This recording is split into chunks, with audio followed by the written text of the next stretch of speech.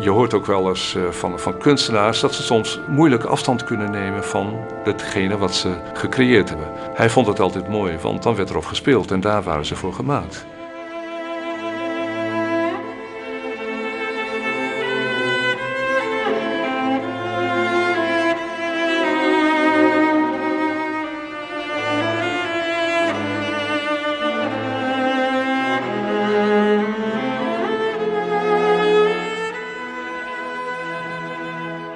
Zijn oudste zoon, en dat is dan mijn vader, die is op een gegeven moment naar vioolles gegaan met een viool die hij van familie gekregen had.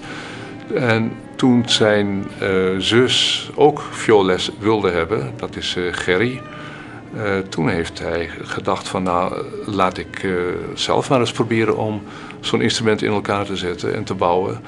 Maar dat was niet het enige, het was natuurlijk ook zijn fascinatie voor het instrument. Hij heeft het altijd al mooi gevonden hoe de vorm was, hoe het gebouwd was. En hij had ook al wel eens wat aan instrumenten geknutseld die hij voor reparatie kreeg.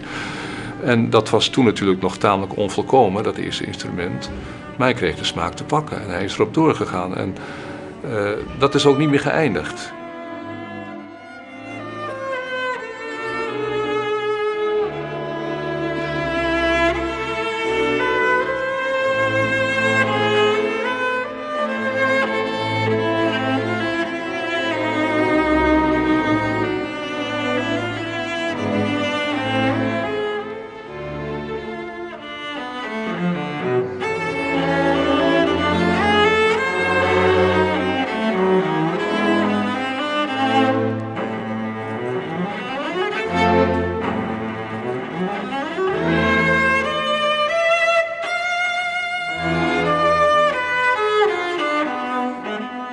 Naast de cellen van Jaap wordt het concert mooi nog 24 oren-instrumenten van Sietsma spelen.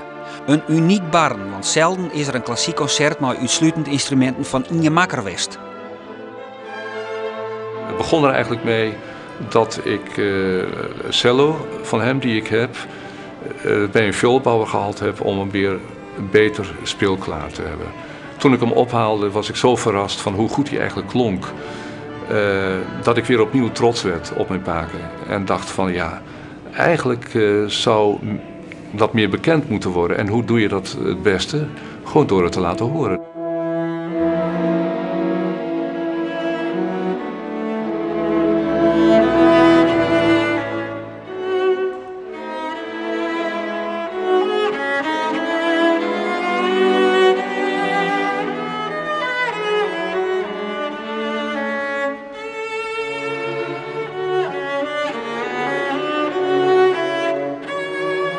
Ik ben een jaar of 40 geleden al bij de oude artsen hier in Harlingen op bezoek geweest. Toen was ik al vioolbouwer en ik reed door Friesland. Ik dacht, ik ga eens naar artsen Sietsma, ook omdat ik in de verte Jaap kende. En toen zijn we daar langs geweest en daar heb ik een beetje gezellig met hem gesproken en zijn hok gezien, zoals hij dat noemde. En dat was erg leuk. Dus toen Jaap met een aantal instrumenten zaten die gerestaureerd moesten worden voor dit concert. En hij wist dat ik er ook nog een paar bezat. Want ik heb een collectie Hollandse instrumenten en daar zaten dus een altviool en een viool Sietsma in. Toen kwam hij bij mij langs of ik de rest wat nog gerestaureerd moest worden kon restaureren. En of ik er nog had en die ik uit kon lenen, dat heb ik toen gedaan.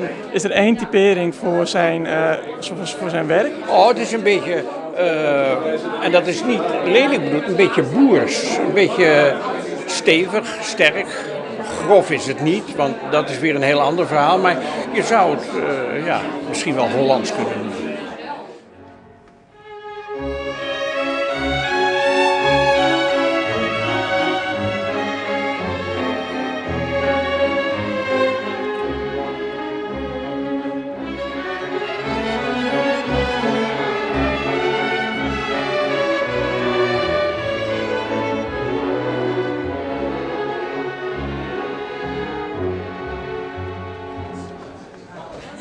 Hoe lang speel je al op een Sietsma? Ongeveer 40 jaar.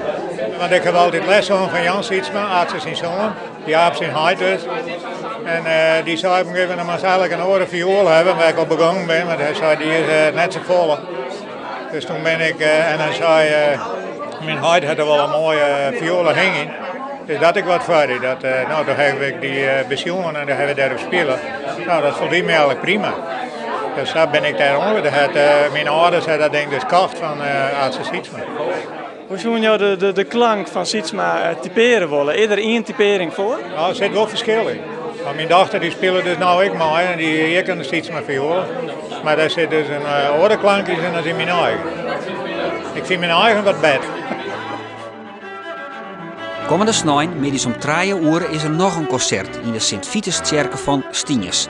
En op 16 januari stuurt de omroep een speciale documentaire uit over Sietsma en dit project.